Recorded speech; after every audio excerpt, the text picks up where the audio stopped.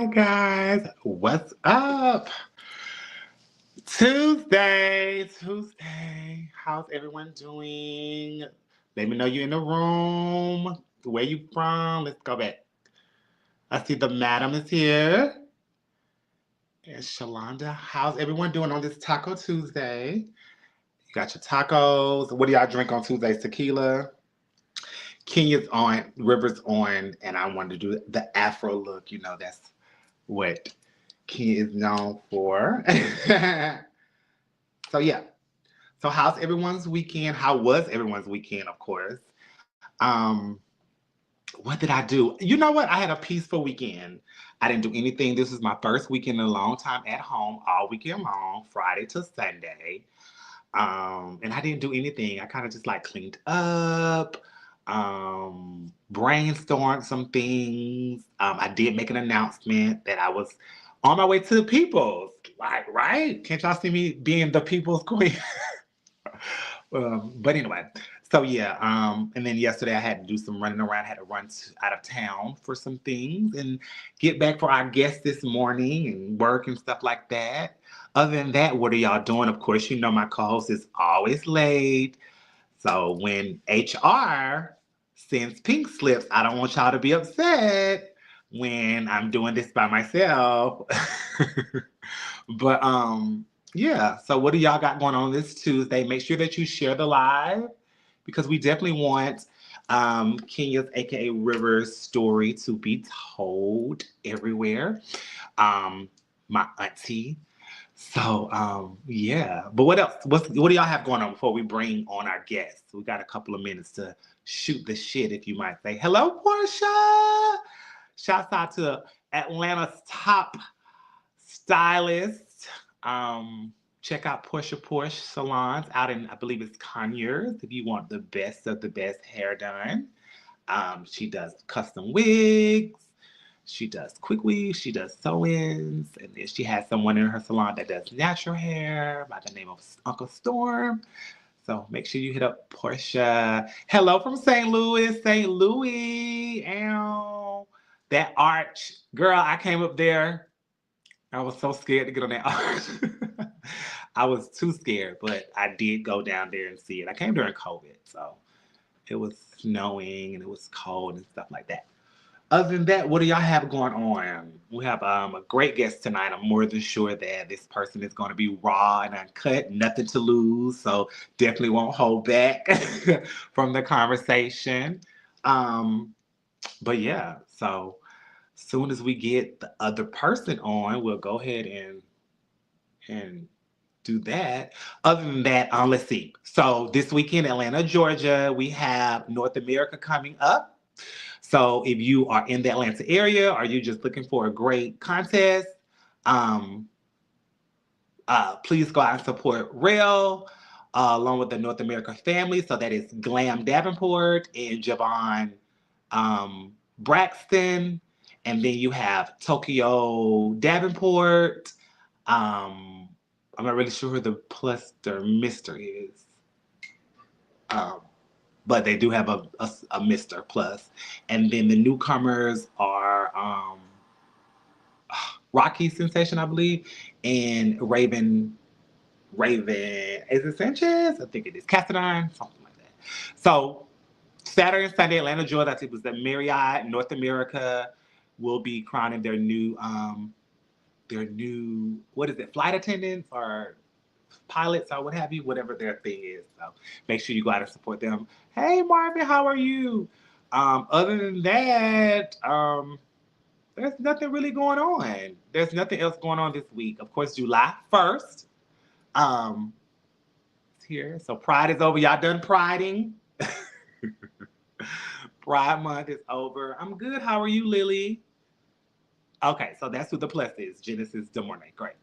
And so yeah, so make sure you're if you're in Atlanta, go support North America, no matter what.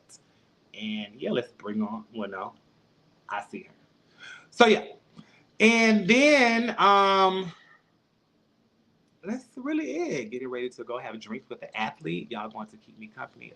All right, athlete. Is this a retired athlete or a current athlete?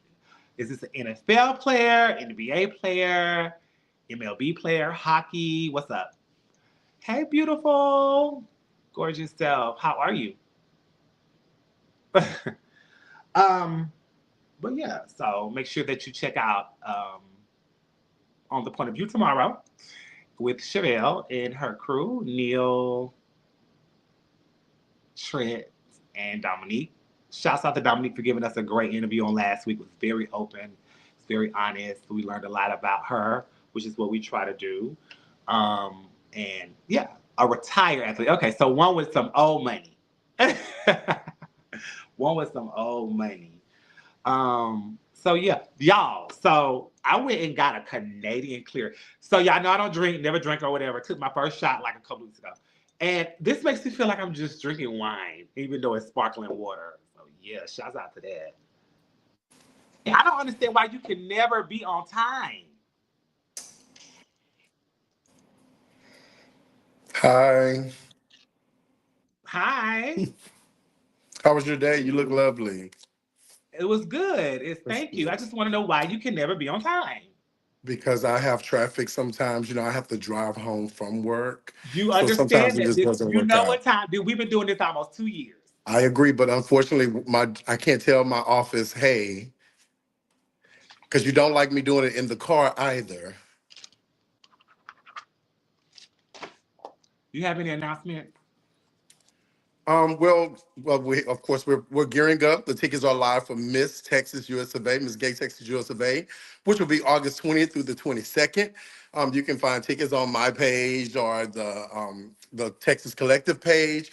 But we also have that. Then we have that's with what I'm doing with that. Then on next week, July 12th, I'm going to be the keynote speaker for back to school event where we're doing that, raising a lot of money for kids and bringing backpacks, school supplies in Houston, Texas. If you're there, you catch it on my page. And then on the following Monday, I'm going to be sitting on a panel at Rice University, which I'm really excited about because it's pretty much about Blackness and queerness in Texas and how it shows up. So if you're in the surrounding area, I would love for you to come out and pop out. I'm not doing a show. It's not a show or anything like that, but it is doing the work doing the work. Good. And Um, Trinity Black will be here for Miss Gay Texas US of A. She will be working the red carpet, getting interviews with some of our local celebs in the state of Texas and surrounding areas. we haven't discussed the pay yet, so I mean, Let me start selling cans. what? Let me start saving my cans so I can go Yeah, donate. the stock has gone up. Um, I was telling them that North America's this weekend. So if you're in Atlanta, go support that. Nothing else pretty much is going on. People's is coming up in a month. So drop What is the date of Peoples? August the 3rd in Concord, aka Charlotte, basically. So if you're able to Charlotte. sponsor, by I all love means, I'll Charlotte. take anything. Charlotte is really a good time. People be sleeping, but Charlotte is a good time. Yeah, I've been to Charlotte before, and this really is a cool city. So yeah, It I is. think that And was it's a great beautiful. move. I think it was a great move to have a pageant elsewhere aside from the Atlanta. norm. The Mhm. norm. So I thought that was good. So yeah, That I is do believe beautiful. that. I do. I was hesitant about announcing it because you know what happens when you pre-announce that you're doing something, but this stuff is expensive. And I was telling somebody that it's not even the gowns or the hair and stuff. It's the overhead just to go do the Mhm. pageant, housing, entry fee, travel, your backstage. That stuff adds up. It's It not even adds about up. the gowns and stuff. I Well, mean, especially for the girls though, because y'all have to deal with. I know a lot of guys do makeup also, and they get a makeup artist also, but that's like they don't necessarily have to. But with the ladies, y'all have to do hair and makeup, wardrobe, like and even y'all stockpile like bobby pins, safety pins, sprays, like it's really expensive. I used to say when we would do shows, whenever you and I did duets, I used to always feel obligated to let you keep all the tips because I'm like, this lady got a makeup artist every single time we step out. And people don't be understanding that that's expensive because and you did that every single time. It was crazy to me. and people will say, well, you're national, you should do it yourself. It's not about that because sometimes people are business, and I want to always support people's business, whether it's Beverly, whether it's It's a um, black owned business. Yeah. Anthony, whatever. So if I can afford to, hey, can you do me, to support their business to get their business out there because they picked up business Yeah. just for doing entertainers. So people always feel like, well, you should learn how to do yourself. I can do myself. I just choose Yeah. not to because But you want. it's not about you being national. It's Mhm. about you knowing how you want to present yourself. And whereas you may be able to do you a really nice look that you just want to look nice and look like Trinity, but you may want to look like another girl on stage. You know, you may want to give them that top tier. You Yeah, know, and so again, it's it's about okay. giving exposure to other people. You know what I'm saying? Because Yeah, if we didn't book the makeup artists and stuff, they wouldn't have a business. You know what I'm saying? these So we are try to black keep owned our. businesses. Yeah. Yeah. So yeah, if you are able, y'all told me the last competition I did, you should have said something. We would have. I'm telling y'all now. So, so I'm telling y'all now, but we won't stay long. We want to bring on our guest. We have been trying to get this guest on for a minute, because we know that we love raw and uncut conversations. We love the different variety of stories that we bring on from our icons, legends, and we've implemented the new up and coming entertainers. This entertainer has been around for a while, definitely over 20 plus years. So her story definitely deserves to be heard. So I'm just ecstatic to have our guests on. So they're ready. They were on time, unlike some people. So that we're going to go ahead and bring on Kenya Black, aka River. Hi. Hey, We can't hear you. you're mute. Okay, can you hear me now? Yes, perfect. First of all, the illusion is eluding.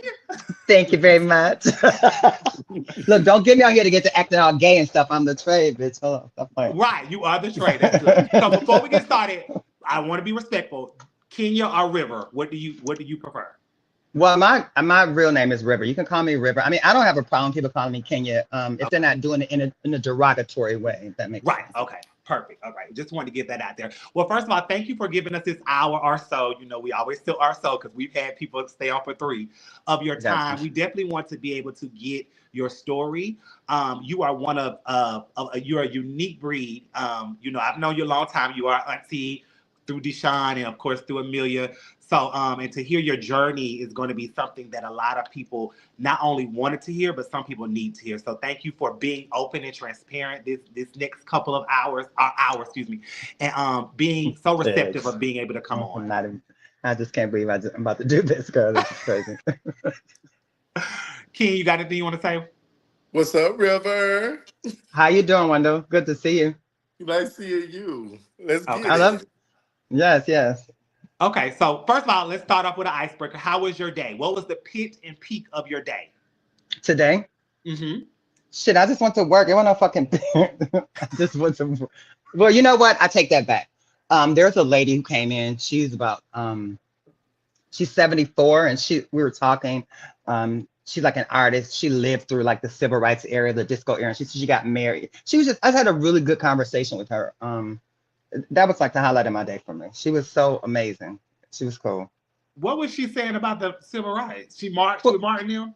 well, she was saying that her daughter, she said her daughter went to school with when they integrated, her daughter went to school. She says, "Mommy, why are all these black kids in the school?" So was laughing about that, and she was telling me about how they live in California, and she was telling me about how it is now and her house out there. We were just talking about some good shit. Okay, gotcha. All right, so like typical, we always start from the beginning. Tell us about your upbringing. Tell us about life as a child, adolescent. How were you? What did you do in high school? What was that like before you even began to be Kenya?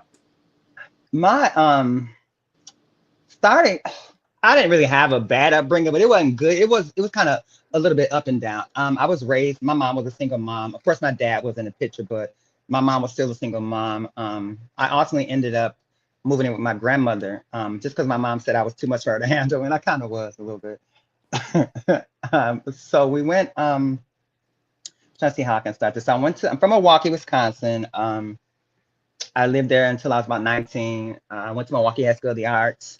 I was a dance major.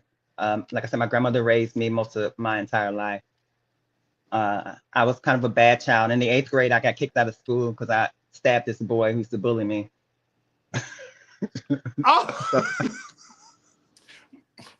But does that really make you bad? You said they were bullying. They used to bully you. Well, about the age of like in the 8th grade, that's when I kind of realized that I was different. Yeah. My voice has always been the same. You know, I've always had the same walk, and they used to say, oh, they must take me for a girl. My mom would get so mad at that. She'd think, oh, your daughter is so pretty. And she would be so fucking mad. She's like, why? That's a boy, it's not a fucking girl. So we would fall out about that. So as I was going to school, it became I was very feminine.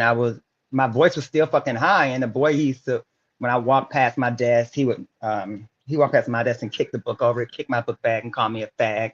And we would fight like every day after during recess.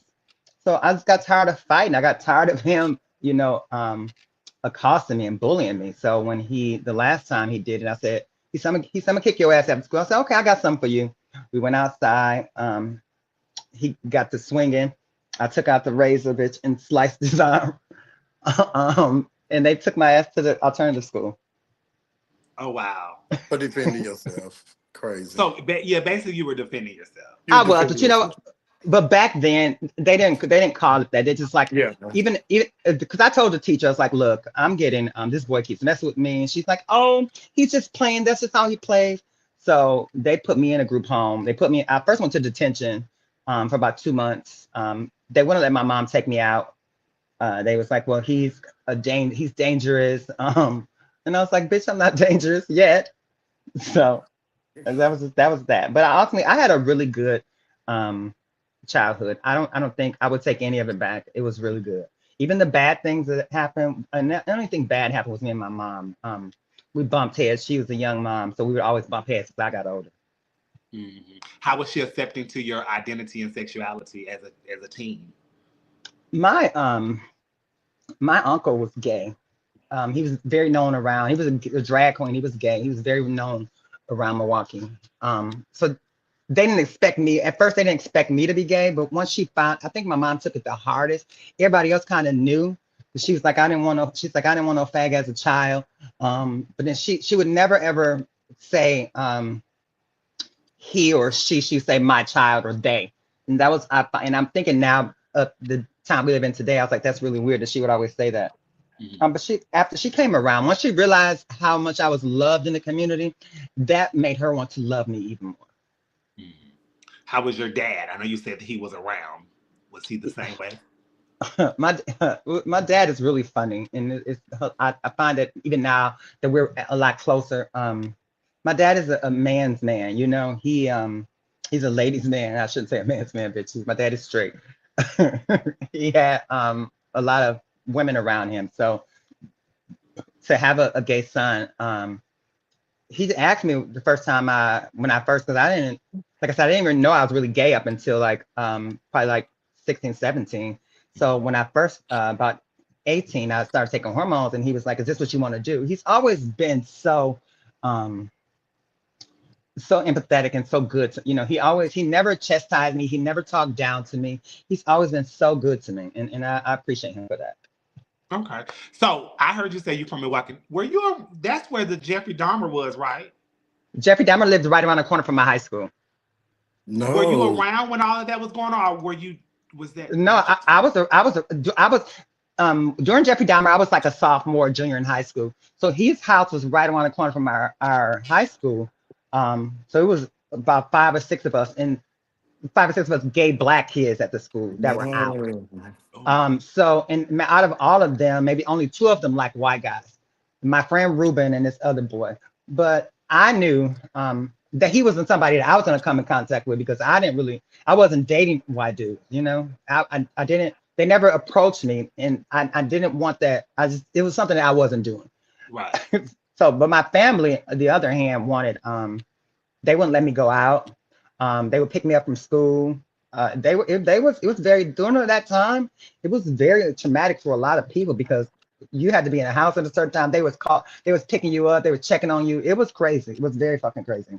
Oh, wow. Okay. So you were known, Wow. you were part of the situation, knowing what was going on. Wow. Definitely. So when it happened, we were in school, and I think we saw it on the news. They kept us out of school. It was like something. Now looking back at it, I was watching like a documentary. I was like, that's crazy. They actually lived through that. Wow. Okay. So 19 years old, you ended up moving to Chicago? I did move to Chicago. I moved to Chicago at 21. How was that for you? Well, I used to, the thing with Chicago is they used to have the before I even moved to Chicago, they used to have the Battle of the Divas. Otis would come down to Milwaukee. He would bring Sasha, Erica, Amelia, Terrell, Spanky. He bring all the legends here, and we would come down to have the Battle of Divas, and it was against us against the girls in Milwaukee. So then I got a little taste of Chicago, just the culture. I didn't actually move there, and then he had it, and I think he invited me to be one of his warriors. And then I was Tut, who's a show director at Rough and Stuff, wanted me to be on a Monday night show. So I was traveling back and forth. Amelia kind of, there's a whole story behind this whole bitch. It's crazy. I actually started dating Sasha Valentino first. And then, and then I was just gonna move to fuck with Sasha. But then I ultimately ended up meeting Spanky, joining his group. Was that before or after? Either I joined the group and I ended up moving to Chicago a few years later due to Amelia. Had it not been for Amelia, I probably wouldn't even be here.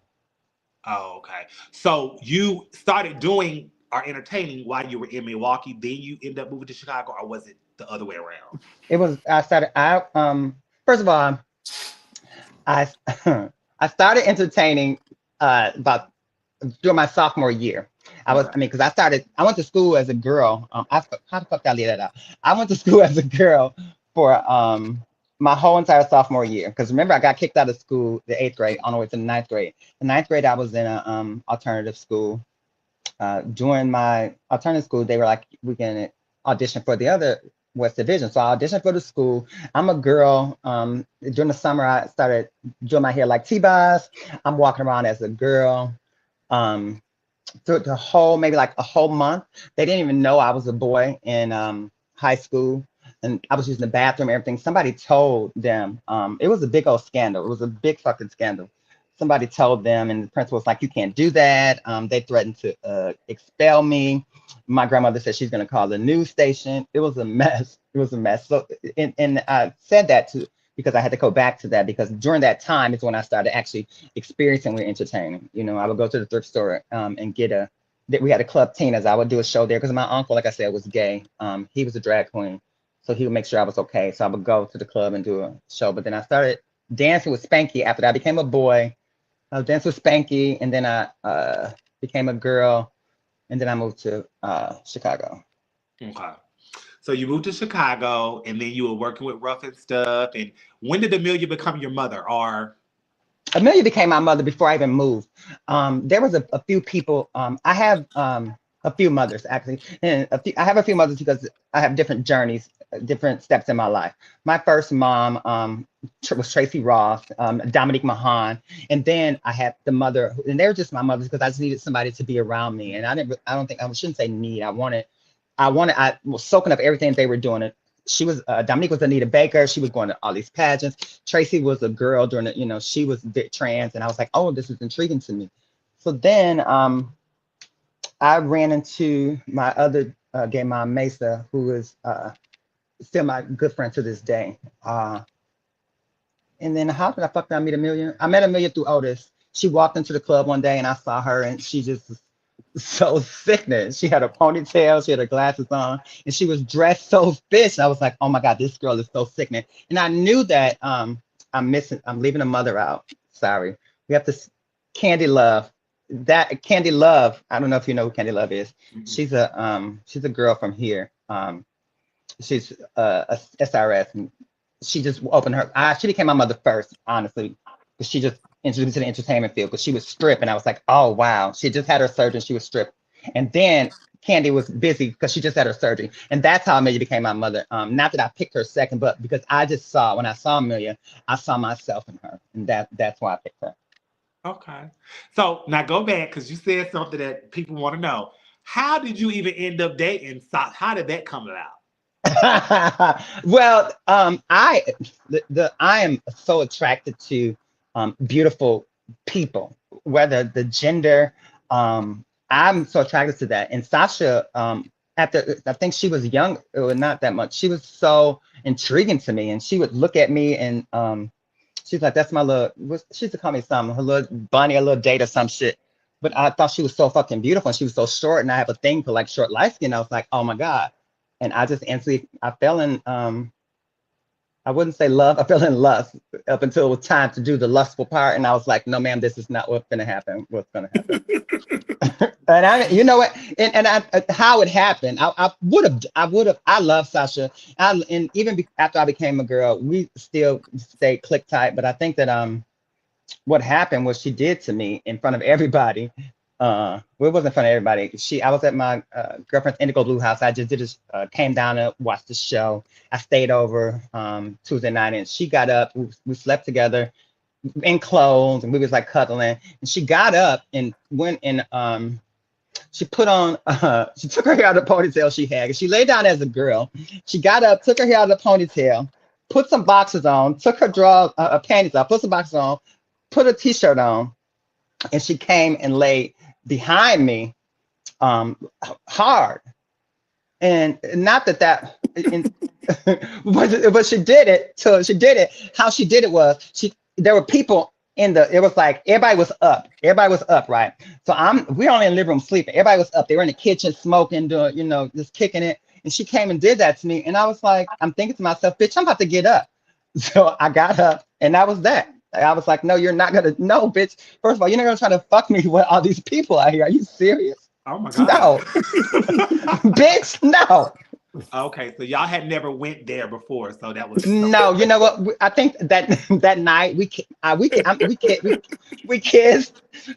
Nobody even told. And I was so green to like, and you'll know, and you don't. I'm letting you know, I was so green as far as the community count is concerned up until I moved to Chicago, because they even when I was dancing with Spanking, when I was moved to Chicago the first time, everything I learned now, everything I know, I learned here. I was so green. I learned about all this shit, and I was like, wow, like this is really happening. It's really crazy.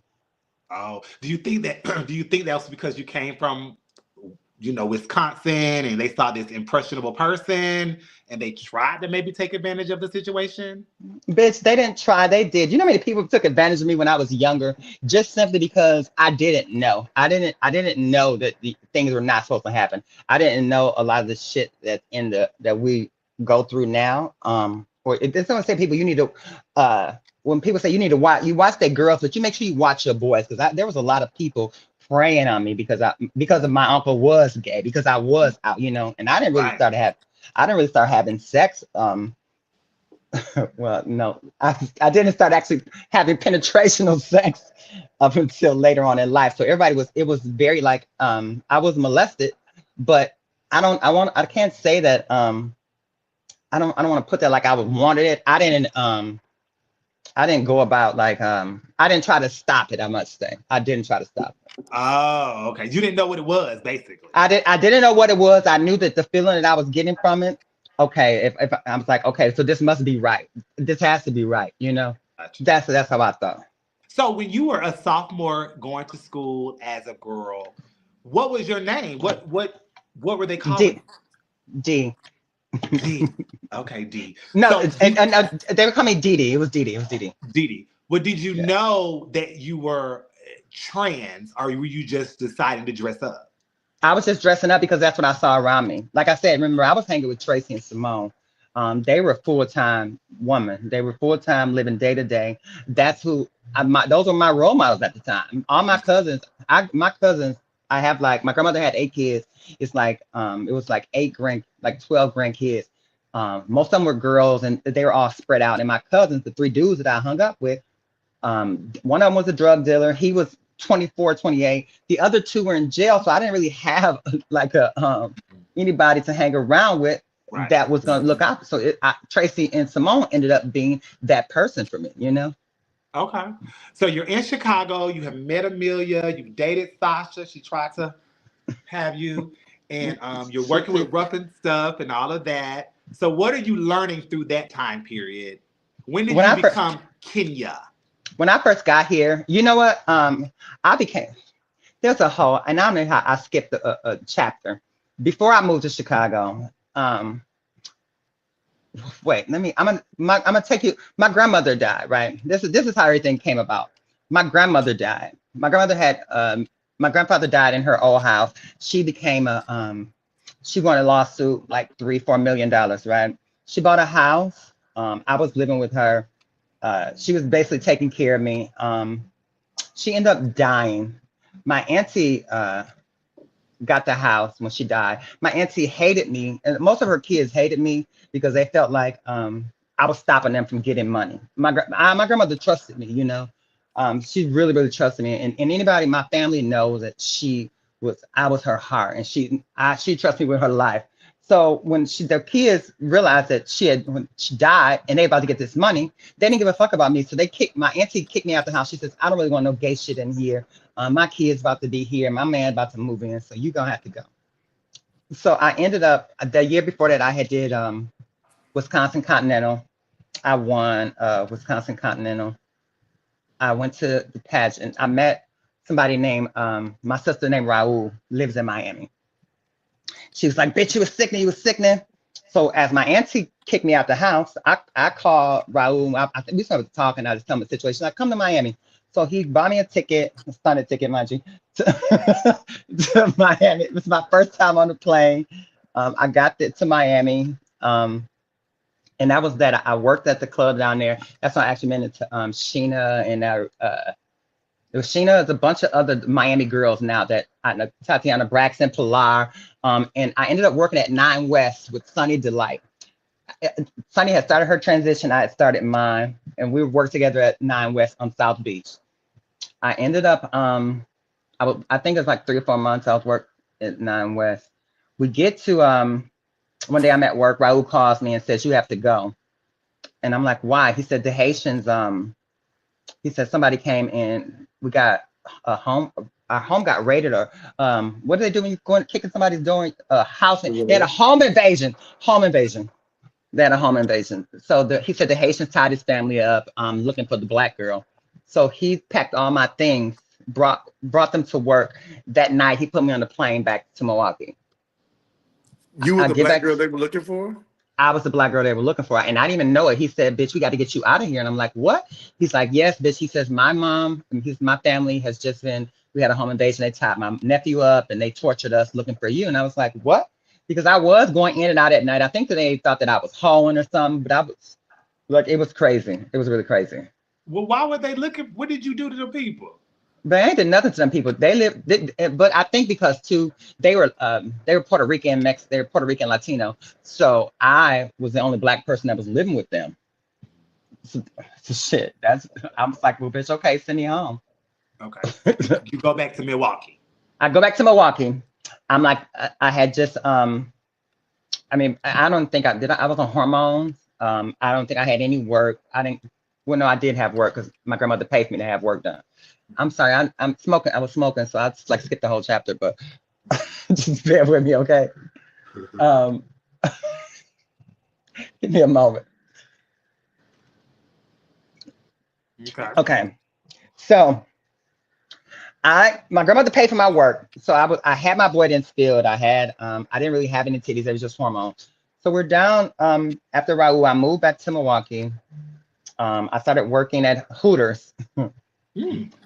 Because I knew I was a little feminine enough so I could work at Hooters. I started working at Hooters. I worked there for all the month, and by the time the end of the month was coming, everybody in the city was down there. It's a man working at Hooters. And they would tell my tea. The girls would go by the tables. Anytime I was making money, they'd be like, well, they'd be like, you know how fish do. They was real shady. And they would tell the dirt. And finally the boss came in and he was like, we're going to have to let you go. And I was like, well, why? He was like, you're just not working out. And I was like, well, I cried. I was so depressed, because I was like, I didn't understand why he didn't let me keep my job. And now I know he was like discrimination. It was really fucked up, that bothered me. But the costume that I had ultimately ended up being my money making costume. So after that whole situation, I ended up moving. I didn't have any place to go because, like I said, my aunt, I wasn't speaking to any of my family because I felt like they dogged me out. And my Tracy was like, oh, Angelica has a extra room available, Angelica Ross. So I ended up moving in with Angelica Ross up above this club that she used to work at. And it went from there. And I think me and her fell out of something because her mouth was about the same as mine. And I was like, bitch, I'm about to I was dating this guy in Mississippi at the time. And I'm trying to get him to move to fucking Milwaukee, and I'm trying to go. But I ultimately end up just talking to Amelia. I came through to work one night. I was like, I'm gonna move here. She said, I can get you an apartment. She said, come up with $700, bitch. And she said, come up with $700 and I get you an apartment in my building. I left Milwaukee a month later. I had like 678 because I had the money, extra money I had to put in the gas tank. So I get to the place, the apartment about 11 o'clock in the morning. I'm like, Amelia, I'm here. She's like, I'm at work, girl. Hold on. So I just sit around in the U-Haul for about a few hours. She got off of where she came, and I told her I didn't have enough of the money. So she gave me the remainder of what I had. I gave the woman $700. She gave me the keys, and that was that. I was literally living in Chicago on the I lived on the third floor and May live on the seventh floor. Oh wow. Okay. So now you're still going by Didi at this time, or had you changed to Kenya? I'm Kenya. I'm Kenya at this time. Okay. So is it true that you named yourself after Kenya Moore? It is definitely true. When I saw Kenya Summer Moore, her middle name is Kenya Summer Moore. And when she won Miss USA, I was like, because at the time there was no representation of Black girls like that, and I hadn't beautiful brown girls, I should say. Everybody was the media was portraying all the beautiful girls to be light skinned, you know. Right. So when I saw her, I was like, oh, bitch, she kind of looks like. I was like, that's who I want to be. And now that I know the person she is today, I should have chose something else. I should have been Claire Huxtable or some shit. No, I think as far as appearance wise, you hit. Yeah, I get it. I can see that. Yeah, And she's a hustler. Yeah, yes, definitely. So you've now moved to Chicago and you are making your name there. So what all did you get involved in there? What shows were you on? What places were you doing as far as that was concerned in that time? When I moved to Chicago, I was working at the Biology Bar. It was Flame was host. It was Flame and host Otis was hosting, and then every now and then Rough and Stuff would come in. So I was working there. I was working there every Monday, and then I would work at the East of the Rhine on Sunday, which is on the South Side. And immediately when I came into town, Chicago girls are, and I don't know a lot of you never really been around, not these Chicago girls, the old Chicago girls. They were they were a time. They were a hard group to please. And it's almost like they hazed me into, and I get what they did because, like I said, I was green coming in. So what they did was they made sure that I was strong enough with them. Like they be like, and then I wouldn't call it bullying. They'd be like, bitch, you know, they wouldn't hold no punches back on me. So they made me a little bit stronger. And I appreciate that. Now name the days. Definitely Flame, Sasha, Indigo Blue. It was a Friday Foster, Camille, Jasmine. It was who else? Ayana. No, I don't think Ayana was doing it there. It was Erica wasn't really coming down there every now and then, but it was a lot of the other girls that went past on. They were all down there. Everybody was sisters. And one thing I loved about being here at that time too, even if we thought we had a falling out, or we said we needed to say next week, they say, "What's up, ho?" You know, we didn't leave on nobody. I never saw anybody hold a grudge and have a if they say they don't fuck with you, they're gonna fuck with you, but they're gonna talk to you and like, "Hey, how you doing?" But I'm still not fucking with you, bitch. And that's what I respected, you know. Okay, gotcha. What is one of the biggest lessons that Flame taught you while you were working with her? Let me tell you, kept you working. She did. And I'm gonna tell you. She did. Flame saved my. Going back to, we'll talk about Flame. I'm gonna get to where I was working at. I started working at the Baton too. I worked at the Baton. I worked at the Kit Kat Club. But as far as Flame, and I carry this with me every single day. You know, because I was, like I said, I was a little green. I didn't know who I was at the time. And Flame would always tell me. She said, "Bitch, you a bad bitch." She said, "Can't nobody do what you do. Miss Kenya, can't nobody do what you do." She said, "Bitch, you sexy." She would speak life into me. Nobody else was doing that at the time. And I didn't expect it to come from Flame. You know, Flame is Flame. So, and I carry that, and I say, "Bitch, can't," and that's how I was able to go through and be who I was, and especially entertaining. So I was like, "Bitch, can't nobody do what you do." And I always think and hear Flame's voice saying that. Right. She also told me that she snatched Trade away from you. Do you mind telling us about that? That she tried, bitch. No, I don't remember that, but I do remember me about to get jumped in the bathroom in Detroit by about six hoes, and Flame came in there and got them hoes up off of me. I remember Oh, that bit why would everybody jump you? Because you lovely. because I was cute. You know what? Going and people think one thing that I can't stress enough. People think when you're transitioning and I think the pretty girls have it easy. Pretty girl, the most passable and the most beautiful girls have it the hardest, bitch. You know me how many times people wanted to fight me just because I was, especially girls, like the trans girls, they wanted to fight me because I was real, because I was passing. You sure What want that trade? mouth? No, because I didn't have this mouth up until after. Well, I probably did, but I was like, bitch, because I think that I did probably have this mouth, but still, bitch, I think they still wanted to jump on me because I was cute. If you seen these big old hoes, they was not, no, ma'am. They was, Oh, and I, you know what?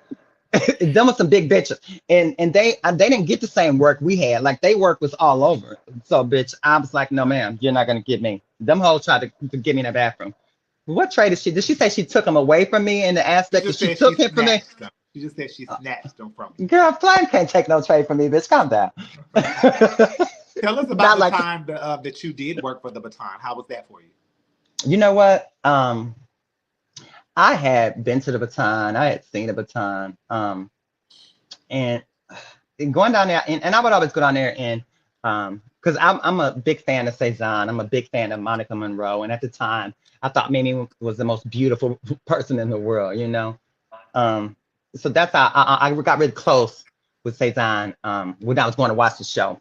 And Chili Pepper, when I got to Chicago and I auditioned for the Baton, they split the position between me and Sasha. So I Your started ex. working. Yeah, my my ex, and she said, "Oh, bitch, you got here taking my job, huh?"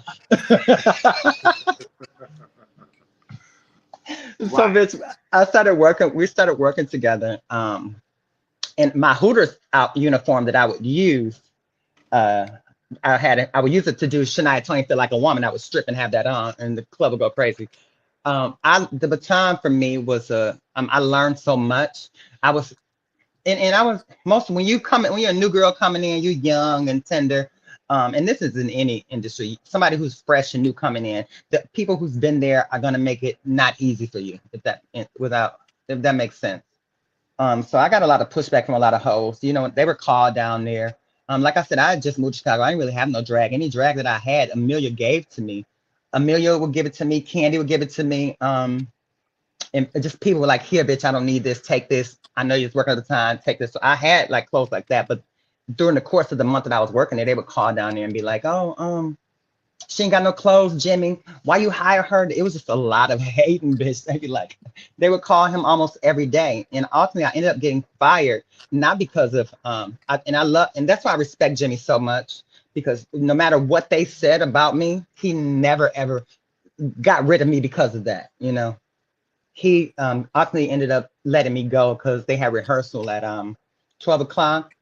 Me and Kaya, me and my sister Kaya, bitch, we was out all motherfucking night, you know, busting the move. So I'm just getting home at like 9 o'clock. I'm asleep. I was like, oh shit, I got rehearsal. I walk in the door at like I want to say 2 o'clock. Jimmy's like, rehearsal at 12. I was like, honey, I don't get up until 12. Oh, he that let me mouth. work he let me work the weekend. Come Sunday night, he gave my check for the weekend. He was like, thank you, Kenya. But he says, thank you. But you don't have to come back. I was like, okay. And at that moment, I don't know if I was hurt or I didn't. I think I was disappointed because that meant that everybody around they won. You know, they got what they wished. They wanted me to stop working there, so they got their wish. That was my thing. What do you think is the biggest lesson you learned while working there that month? That everything that you want ain't necessarily what you need. I'll say that. But and then and I ended up working there too, but I ended up still coming back to work there like years later. But Okay. you know what? The lesson that I learned was I wasn't ready. No matter how I thought I wasn't ready. I could had I been in getting ready there. I probably would have been somebody totally different today had I stayed and allowed them to groom me, allowed them to. But you know, those girls, the older girls, with the exception of a few, Chili. Chili always put me in her room and she said, don't listen to them. Because they were Mimi was slightly bullying me, bitch. Monica was not the bully. It was Mimi. It was like they were Sherry. They were all getting these looks. You know the looks of the girls, like they'll make backhanded compliments. So that's how that shit went. I learned it's okay to be you at the time. If if you're not ready, it's okay. Okay, I hope. gotcha.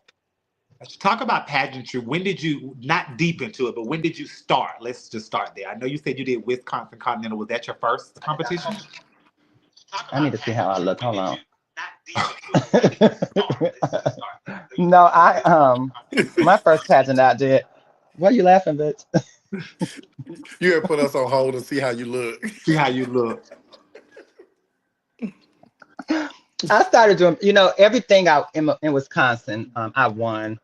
I started doing pageantry at like 17, and it was just a way of to make money. They were giving away $300-400. And before my grandmother even won the fucking money, she was living off Social Security. I was working at the Gap, so I needed money, and I wanted to make sure that I helped her with the bills, because it was just me and her. I wanted to make sure that I was doing my part because she was stressed out. I think that she maybe just been diagnosed with cancer, and she lost her husband, so she was stressed out. So I was trying to make our life as easy as possible. So I started getting into pageants. As I got into shows, I started getting into pageants. So I maybe started in like 1998. My first pageant, I did Miss Club 219. I won. And then I didn't get into any of the Black pageantry system until I moved to Chicago because of Spanky. And I would go to pageants. I went to, before I even started to doing them, I went to Black America. I want to say that was my first experience at a Black pageant, was Black America. We were dancing for somebody that weekend. And I think Tasha Long, Paris may have crowned Tasha, because I remember Tasha having on her orange French gown. I don't know if she was giving it up, or I just remember in the lobby, it was me and Amelia and Fentress was there, and we have a picture, and Tasha was on the stage. I'm looking, I was like, that dress is very bright, and it was sparkly. I was like, wow, that's not a bad thing, but it was like, bitch, the dress was like, wow, sickening. Okay, gotcha. So let's talk about River a little bit. Let's get to know you personally. What is wait, you're jumping all over the place. How you get from pageantry? There's a lot to pageantry that you. Right, but I want to go back to the pageantry because I okay. Go deeper to it. We want to take a break from your drag life right quick, just to get to know you as River. Because I want to ask you some deeper questions about pageantry when we go higher in the program. Gotcha. Let's go. Is that okay with you? Yes, I appreciate you. Just keep me in the loop. I want to know what the fuck is going on. Don't try to pull no wool of my eyes. No, we're not going to try to pull the wool. Did you check yourself? You look fine? I think I look okay. Okay, gotcha. So, what is River's favorite or best pastime? What do you like to do when you're all alone? I smoke, and I listen to I smoke a lot of weed, but I listen music. I love music. And I love writing in my journal. That's like that does something to me. It brings me joy, just to jot my thoughts down. And I think music has saved my life more than one time. So I just love listening to music and smoking. That's just my vibe, Who is some of your favorite artists that you like to listen to? I like Carolyn Malachi. She's a sickness song. I love like neo-soul artists. I love Kanye Doss, Jill Scott. I love the oldies like the Spinners. I love Anita Baker. I love Rocky Robbins. My favorite now that I've been on I play it all the time. It's Al Johnson. I'm Back for More. I play that shit all the time. I love the Ozzy Brothers. I love anything that was pre-2000. Okay, gotcha. What are 3 things that you can work on about yourself?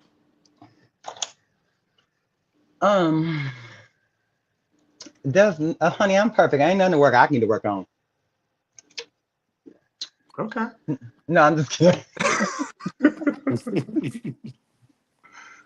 I am probably I'm a runner, and not a runner in a sense of I'm running. I'm so quick to walk away from people and things. If I feel like it becomes uncomfortable for me, I will leave that alone. That's probably one. And my communication skills with I'll shut down in a minute. To me, my word is law. So whatever you got to say after that, I really don't care. So that's probably and I don't know another thing that I could be possibly working on. Okay, gotcha. Growing up, did you have a favorite cereal? If so, what was it? Crunch berries. I love crunch berries. That's my favorite shit. Do you still eat them today? I still eat them today, but I don't eat the crunch. I eat the berry. Okay, gotcha. All right, perfect. Favorite color, if you have one. I have a black and red is definitely my favorite color. Red is red and hunter green is my favorite color. Okay, red, black, and hunter green. Mm-hmm. That's the isn't that the African color?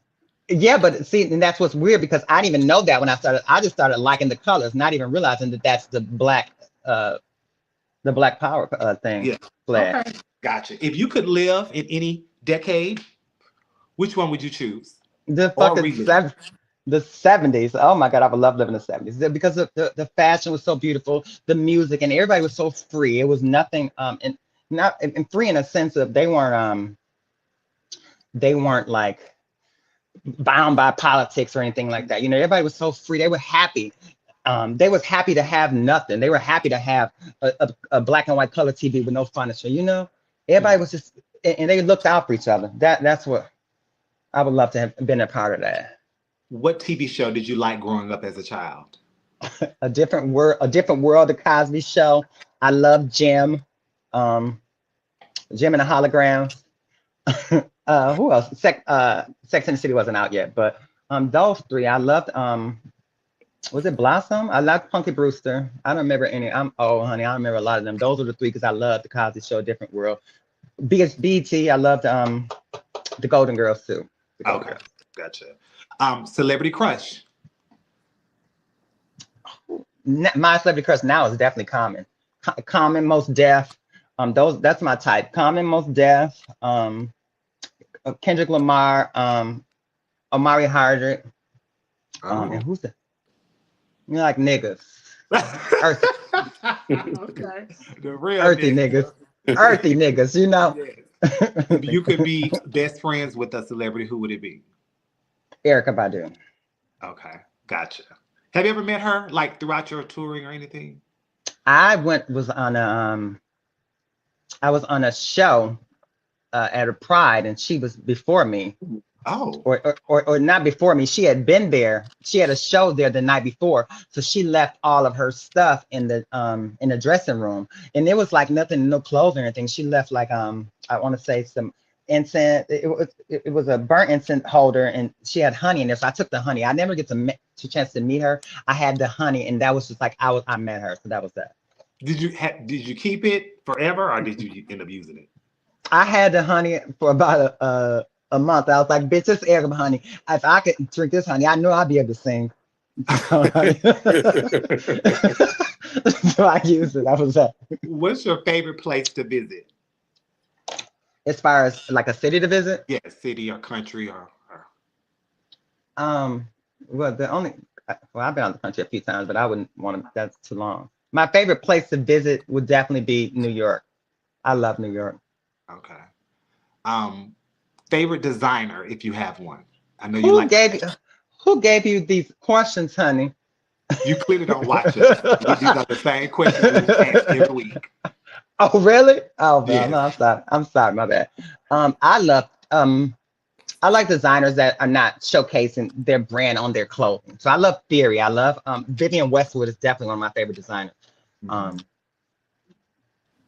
Theory, Vivienne Westwood. I love that's probably about it. I love thrifting, so I like vintage stuff. So I don't care about any other stuff. If you could bring any famous person back from the dead, who would it be? Tupac, bitch. I want to see what he's working with, bitch. Tupac, motherfucking Pac, bitch. That's what I want to see. Oh, you want to hit on rap lyrics? Yes, Tupac was a goat. Tupac was a goat. What movie can you watch over and over again and not get tired of? Love Jones. That's my favorite movie. Now, Love Jones. Okay.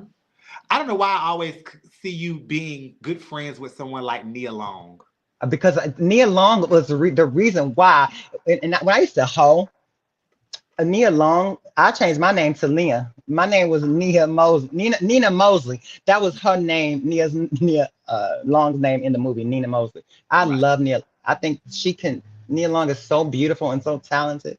I used to want to be her. I did when I moved to Chicago. I went to every club that she went to. Was she danced in on that movie? I went there and tried to recreate the entire movie by myself. What, what was your first car? An Acura, a black Acura. Were you speeding a lot? Bitch, I used to get that car. That car, I bought, and I didn't have to have a car. I didn't have the car up until I moved to Atlanta. I bought that car, and I had to get that bitch cleaned I would at the car wash every single day. It And I was would dirty like that? no, I was just so happy that I had a car, and that I used to love it so much. Okay. Because I never really had a car, so me having that, I was like, it was mine. I didn't have to ask somebody for no ride. I didn't have to pay for no cab. It was my shit, so I loved it. I took care of it. Gotcha. Are you a religious person? You know, Or my spiritual? my dad asked me this. He says, "Who?" Because my dad's a bishop. He Mhm. asked me. He says, what's your faith?" And I was like, well, I identify as Muslim, but I also take some things from the Bible. I also do a little teachings from Buddhism. I think I'm very spiritual. I don't have I'm not a part of an organized religion. I just I took everything that I liked from those different aspects and just created my own thing. Gotcha. What is your passion in life? I just want to be, happy, and not in my past, happy doing something I love, and I'm glad I reiterated that. But I love doing visual. I love redirecting, recreating things, in any aspect of visual, if it's a visual design or interior design. I love that. That's like my passion. Okay. If you could do anything in life as far as the occupation, what would you have done? Oh, honey, I'd have still been a stripper. Which I used to make money. No, if anything, if I could do anything now, I would have been a ballet dancer. I wouldn't have done this. I would have completely took the opportunity that was in front of me when I was younger and still been doing that. You think you might have went to like Alvin Ailey or any of those schools? You know what's crazy? Out of sophomore year, 12th grade out of high school, I actually had an audition for them. Supposed to be leaving in the fall, but I already was on hormones. So I chose to continue taking hormones and pursue that outside of that. Oh, And that's the biggest regret that I have in my life, is that I didn't take that opportunity, that I chose to go ahead and just become what I thought I needed to be at that time. gotcha. Okay, I was going to ask you, that was the next question. Do you have any regrets in life? But That is definitely the one regret that I have, okay. Is there any way, or do you see yourself right now where you could clearly, I'm sure you wouldn't want to go back and be one now at your time and age, but is there any way you can get close to it, like maybe work? What? I just don't know any ballet dancers your age. Well, what the fuck does that mean? I know plenty. Judith Jameson lived to see 68. She was teaching when she's probably older than that. So she that's was what I mean. teaching Do ballet. you feel like you could probably teach dance or maybe Well, work then, in a dance studio? Wouldn't need say that to me. Don't say that because you're old and you feel like, girl, I need hold on. Wait, okay. So do you feel like you could maybe work in that vicinity? You know what? I could totally do that. I'm a great teacher, and I connect well with children. I don't even know why, because but I connect really well with children, so And it's I cool. would have thought totally opposite. Like, Really, get these badasses out here. No, you know what? Children and old people love me for some reason. I don't even know why. Mm-hmm. Do you find yourself to be an extrovert or introvert? I'm a little bit of both. Okay. It just depends on the time and place and who. Well, the thing is, I don't really and people find this so shocking because of how I am on stage. I despise crowds of people. I don't, and I don't like to be.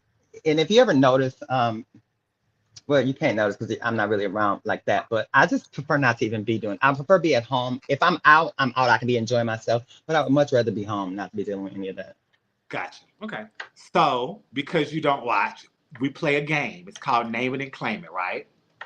So what I'll do is I'll give you 10 words. They could be a person, a place, a thing, a scripture, a quote. And you give me the first thing that comes to your mind when you hear that word or that thing or that place, person, okay? Oh yeah, let's do that. Okay. So I'll start with someone easy. The first thing that comes to your mind when you hear Kaya Criswell. Let me tell you something. You don't meet in life. You are blessed to have met somebody like Kaya. When I met Kaya, like we were both, I just moved to Chicago. We had just started our transition together. Amelia introduced us to, and as soon as she introduced us, we instantly kind of clicked tight. Me and Kaya have been through so much together. Kaya, she's the most amazing person. She is the true definition of a sister from another mother, you know, because Kaya has, and I'm almost in tears because I love Kaya so much because she has always been to me some, I'm sorry. It's okay. Kaya has always been so, she was so giving. She was never ever I don't know. It's just hard to describe her because she's such a good fucking person and she's so beautiful on the outside and the inside. And she helped me through life a lot, and not even in a monetary way, just because I felt so alone at times, and Kaya was always be there. That bitch has got me. We used to she is to help me to she started me to hoeing. She started me to stripping. She started me to started to be a woman, a girl like, well, not Amelia taught me how to be a woman. Kai taught me how to be a slut girl, because that's what she was. But that's still my sister. But she just taught me so much about the lifestyle. She taught me, I didn't know about credit. She taught me about credit. She taught me about living in Chicago. There's no words and no amount of anything that I can say or give back to Kaya for the things she's done for me. All right. She went, and she's the most amazing person. Okay. I love her so much. Dr. Kaya, we love Auntie Kaya. Number 2, Diego, your son. What's the first thing that comes to your mind when you hear his name or think of Baby, fuck him. You know, I love Diego. Diego is just around so many people. And I tell him, and a lot of people don't believe in me. I say these same, you cannot be around all these people. You know, these people have a lot of act. And Wendell said something, I was watching the thing. He says, you cannot tell me people have too much access to you. A lot of people have access to him, and I think he wants to be inside of this realm. I keep telling him, you don't want, because once they're done with you, they're gonna spit you up and throw you the fuck out, and then that's just gonna be that. I love Diego because he's always on my side, but I really just wish I can get through his head, honey. But that's my boo. Well, maybe he'll listen one day. When you think of Continental, what's the first thing that comes to your mind? Keep letting them hoes have it, baby. He be wearing them out. I be getting my life. He humble. He humbling. That's what I'm thinking. Humbling. So you think that Continental humbles girls? Continental. You can be. You know. You can be wherever you. You can be the hottest bitch in your city. You can be the hottest bitch in 3 other cities. But when you come to Continental, he's gonna show you how hot you are. And that's why I love Chicago. That's why I love Continental. Okay. What are y'all falling out for, honey? Because we just love your authenticity. We love your rawness. Number 4, when you think of Milwaukee, what's the first thing that comes to your mind? Trauma. Bitch, trauma. But you know what? In healing, and I didn't have a bad experience in Milwaukee. Whether I'm from there or not, Milwaukee got a bad rap because it's Milwaukee, and they automatically assumed Milwaukee had a lot of the late girls coming out. Mimi Marks lived in Milwaukee. We had a BJ Daniels that lived in Milwaukee. Ginger, it was a Ginger, I forgot her name. We had a lot. Milwaukee's a good fucking city. It's a great city. Granted, it has its ghetto parts, but I love Milwaukee. As a matter of fact, I'm on my way back there in a month and a half. Okay, gotcha. 5, you had a time in California. So what's the first thing that comes to your mind when you think of Cali? I lived in Cali like almost 8 years. My aunt, my drag mama Mesa. Well, she's not my drag mama, she's my gay mom Mesa. Her best friend, Tiara. Anytime I needed someplace to go, or if I was on the road, if I was doing something, she would live in California, so I would go see her. So I stayed a stint in there. But if California wasn't so expensive, I would still be there. I actually moved from California to Atlanta. That's okay. All right. Number 6, Amelia Black. What's the first thing that comes to your mind? I love Amelia. Like, there is Amelia doesn't get the credit she deserves. Um, Mhm. I know a side of Amelia that a lot of people don't know, you know. And I try to protect. That's why I try to protect her so much from people because I know how they are, and I know Amelia ain't as strong. She ain't gonna. Amelia's not very boisterous. She ain't gonna say if you bothered her. She ain't gonna say if you said some shady shit to her. She can be like, and I'm there to protect her. So Amelia, she already knows. I fuck with her the long way. That's my mother forever. I don't care whatever. I fucking love her, and she knows that. Well, we love her too. Wait. Let me ask you a question. Because am I supposed to not give like a sentence answer? Am I No. supposed to just give like? What you're doing is fine. What you're doing is Oh, fine. okay. What's the first thing that comes to your mind when she laughing at you? What's the first thing that comes to your mind when you hear Spanky Hawkins Dupree? Girl, me and Spanky just had it out. We just had it out because I just told him, and I'm gonna give father Spanky. He's my one of my gay fathers, but he also is somebody my grandmother entrusted to protect me, and he did an amazing he did when Spanky took me on the road. He came to my house. My grandmother said, "Are you gonna take? I'll let him go if you promise me you're gonna take care of him." He said, "I'm gonna take care of him," and he has been fulfilling his job with exceptions since I was younger. But I just cursed him out because I feel like Spanky is not the father that he should be. Why? Well, Spanky only called me when he want me to do a show. The motherfucker, he'll say, "I got this number coming up. I need you to be my backup." No, bitch, I'm not doing that. I'm not taking off for work. And he'll say, I got it. What you doing? You should do this contest down there. No, I just want him to be a father, not a father to the entertainer Kenya. But if you're gonna be in my life, be a father to the person that you know and you remember. You know, like I don't. And maybe maybe I'll be reaching because I just assume when I stop doing something, I just assume everybody else should be fall in line. If that makes sense. Yeah, Yeah, it does. it does. So, yeah, but then my dad was telling me, and he's so my father was telling me you have to give people time to mourn, and that's one reason why I said I didn't care about people calling me Kenya or River because I knew that I had to give people time to mourn the person that I introduced them to, you know. Okay. So, what's the first thing that comes to your mind when you hear Eugene, aka Sheena, Devon Hawkins? Being Big. uh, excitement, happiness, because I know that I played a part in his livelihood. He looked to me for a lot of guidance and not just me, a few other people, but I know that he looked to me, and I love that's my brother. I love him, you know, unconditionally because he loves me without conditions. And Yeah. Next, Deshaun Black Dupree. What's the first thing that comes to your mind?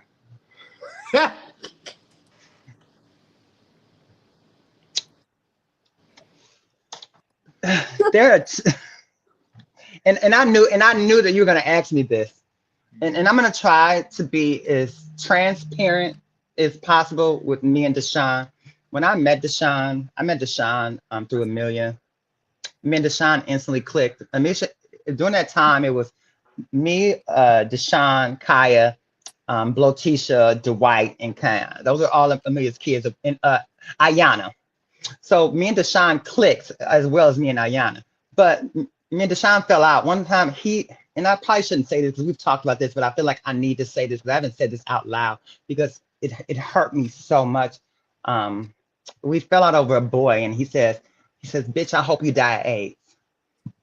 And that even if we went back, when I moved to Atlanta, we talked about that, you know, and we got over it. But I never forgot because I loved him so much. And the Sean that lives in Atlanta is totally different from the Sean that's from Chicago, you know.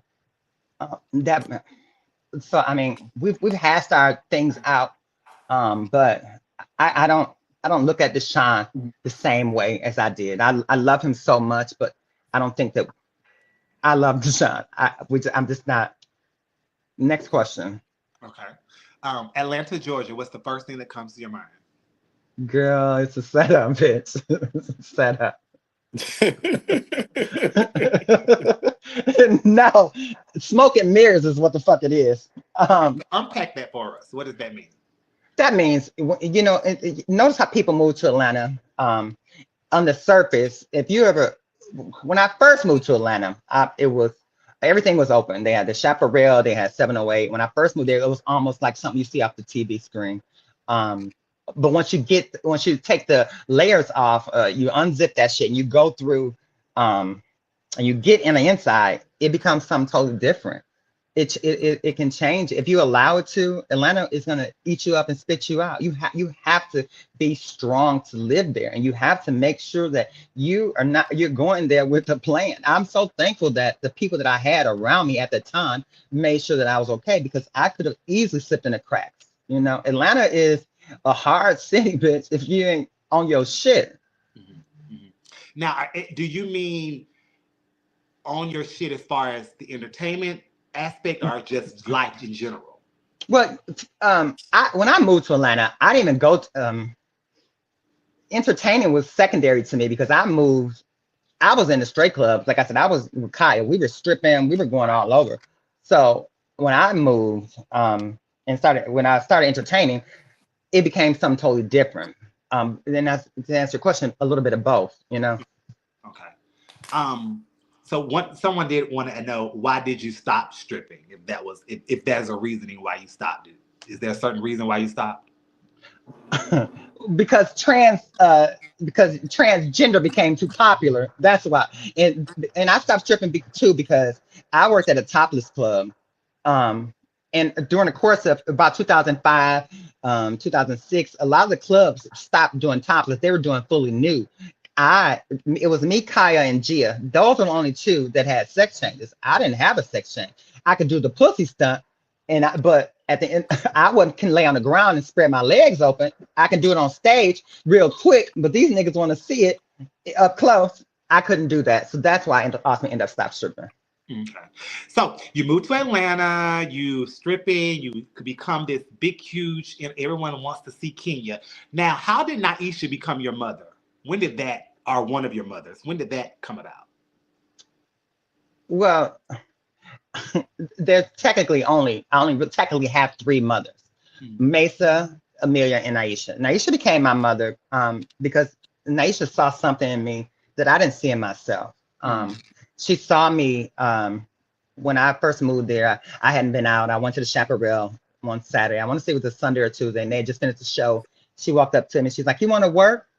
And I was like, "Yeah." And she had me. She was warm. She was caring. She took care of me. I had just lost my mom, so I was hurt. I needed somebody. And whenever I would see Nyesha, I would instantly start crying. And I knew from that moment she meant something to me. And if a song would come, when she started crying, I started crying. And I felt safe around her. That's ultimately why she became my mother, And I needed, she helped me to heal from my real mother passing. Okay. Do you feel like when you moved to Atlanta and became her child, that was maybe a slight to Amelia? Or do you think she was okay with that? You know what? I talked with Amelia before I even I told her about it. I said, well, I'm gonna ask Nyesha to be my mother, but I don't want you to feel like it has anything to do with you. But I do feel like Amelia felt slighted behind that, and she'll never say it to me, but I definitely believe that she felt some type of way about that, and not because of I wasn't the first child to leave. Deshawn had already left, and most of the kids were already leaving. And I feel like it all had to do with the crime, with a pageantry, because we all sponsor your mom and standing behind your mom, and if your mom, and it's not that she's doing something wrong, it's just that it's maybe not the time. Maybe the Amelia wanted to be Miss Continental Plus. She wanted to, so I feel like she thought that we abandoned her because she didn't win those pageants, and that wasn't. If she felt like that, I'm so sorry. I didn't love Amelia any less than I love Nyesha. I love them both, but they did different things to me. Amelia can never do the things that Nyesha do. I would never expect her to do, and I would never expect Nyesha to do or to have the conversation that me and Amelia have. Yeah, gotcha. Two different they're two different people, and they move through life totally different, and Oh, that is what. And I needed both of them. Naisha, and I told Amelia, I said, you're my mother because you helped me to become a woman. Amelia helped me to work, to dress every day. She taught me how to. She said, you don't have to be a slut. You don't have to show your skin, because that's what I was doing during the day. I was out. I was literally like a video girl from the 90s. Amelia taught me how to present myself, to go on to interviews, and she didn't have to say anything. Just watching her get dressed in the morning, she didn't show her no cleavage. She smelled good. She taught me how to be a lady. Naisha, on the other hand, taught me how to be a fierce ass entertainer. She coached me through whatever I needed to be coached through. gotcha. King, you have anything? No. Okay. Well, I do. So, I have one okay. word. I have one person. L. My daughter. Let me tell you something. And just like Kaya, you don't meet so many people like L. I knew L before L was L. I knew L when L was Lewis. Yeah. During COVID, I had just moved to Houston. And before I even get to L, because I can't get to L before I get to this other person, my daughter Stacy. My daughter Stacy, when I moved to Houston, I moved in with her. When I detransitioned in Atlanta, and I told her things weren't working out, she says, calm down, I'm coming to get you. And she's kept her word. She drove up there that night. She drove 8 hours, her and my grandchild, to pick me up. I get to Houston, and I stayed with her. My aunt, during the time, I think it was right at the start of COVID, they blocked my unemployment because there was so much fraud. So I didn't have any money coming in. I was staying in her house. She had a 1-bedroom, and I felt so lost and so awful. I ultimately ended up, she spoke so much life into me to make sure I was good. I also ended up getting my own place during, this is pre-COVID when I was there with Stacey. During COVID, Elle was a shoulder for me, Elle made sure that during COVID that I was good at any. She was another. She spoke so much life into me. You don't meet people who are gonna make sure you're okay and not want anything in return. Mhm. She never made me feel like I was bothering her. She never made me feel like she's such a great fucking person. I want to say her other name, but she just she did so much for me, and she basically made sure I was good. Between her and my father, I was in a city where I didn't really know anybody. I had just lost my job. I was making good money working doing visual at Macy's. I had just lost my fucking job. I didn't have anything. They would not give me unemployment because I wasn't a resident of Houston for a year. So I couldn't get it from Atlanta. So I was literally broke, crying, depressed. All I could do, bitch, was smoke weed and fuck. That's all I was doing during COVID because that's how I got myself. So Elle would come and get me out of the house. She's like, "Oh, girl, come on, stop being like that." So we would go out, and she made sure I was good. And I am forever grateful for Elle. I swear to God, I am. You know I what's swear to God. ironic is I met Elle through Amelia because I danced for Amelia for USA, and Elle before Elle was her promoter. Really, Yeah, that Elle was her. speaks how. That's see how everything comes in full circle. That's really crazy to me. So That's really now crazy. you're living in Atlanta. So I don't know if you realize that you are probably one of your generation's most entertaining entertainers. Have you accepted that in your Wait, prime? wait. Did you say one of, bitch, I'm the entertaining. Them other hoes, let me tell you something. And this doesn't take anything away from them. And there's good girls and there's entertaining girls. Most of those girls they had all the clothes, they had all the hair, they had all the wigs, they had all of that shit. I had my 2 feet to upset the room. But I do know that. I mean, can you tell? I knew. I'm Kenya. Right. So with you knowing that, do you ever feel or have you ever felt like you weren't giving your just due just because you had raw talent? I absolutely. During me doing pageants, when I started doing black pageants, they would always tell me, "You ain't got no dancers. You can't just carry a pageant by yourself. You ain't gonna win by yourself." And I was like, "Why not?" I come from an era of Continental where Tandy Andrews won Continental by herself. A lot of them, a lot of people have won pageants by themselves. I think that what the problem was, it because they thought that I thought too highly of myself. That's what it was. Do you think that happened when you moved to Atlanta, or was it pre-Atlanta? I always thought highly of myself, No, no, and yeah, yeah, I know, yeah, that I feel like that. But do you feel like you weren't getting your just due when you moved to Atlanta? no, bitch, no, I didn't get my just due. I was up in a lot of I was up in secret competition, not on my end, on somebody and a lot of other people's end. I wasn't getting my just due because I wasn't one of the Atlanta girls. I moved to Atlanta. I wasn't if they brought me in, but they only let me in just a little bit. And people would always say, "Hey, you're a part of Start of the Century," and rather than explaining the whole situation, I'm like, "Yeah," but technically, I wasn't a part of the Start of the Century because I feel like they didn't. One of the cast members told me they had a meeting, um, and some people picked me and some people didn't. And whether that's true or not, if I'm thinking back, I know exactly who didn't want to pick me. I knew who, and speaking of Atlanta, and I have to say this about Atlanta, you can't talk about this other person, Raquel Lord. During my time in Atlanta, the first time I did a show, Raquel came to Kaya's house. She brought me a big ass bag of clothes. She's another person. She brought a big ass bag of costumes, and she was like, "Here, take these. You can do something with them." And I was like, wow, this is not they would say people have painted Raquel out previously to me meeting her to be somebody totally different than the person that I met in front of me. I was like, that's not the person that I see in front of me, you know? Right. And so a lot of them were not wanting me around, but then there were a few like her, and Nicole also was definitely somebody who played a strong figure in making sure that I was okay as far as like if you needed something, bitch, do that. But no, I don't think that they gave me any just due. I think I was held back because I was talented and they had their girl. I wasn't one of their girls. I was one of the Chicago girls. And I think people held over my head because I would say I worked at the Baton. They say, oh, you think you're better than everybody because you worked at the Baton? So I feel like they use it as a crutch to be mean and be horrible to me and keep me at a distance like, oh, bitch, I'm going to humble you. That's why I say Atlanta will humble you because they will do that to you. If you feel like you're walking in the building, you feel like you're that girl, they're gonna make sure that you know that you're not. So your mother brought you in to work on the Stars of the Century. Raquel was on your side. Nicole was on your side. The only leaves one other person. There's at least a lot of other people.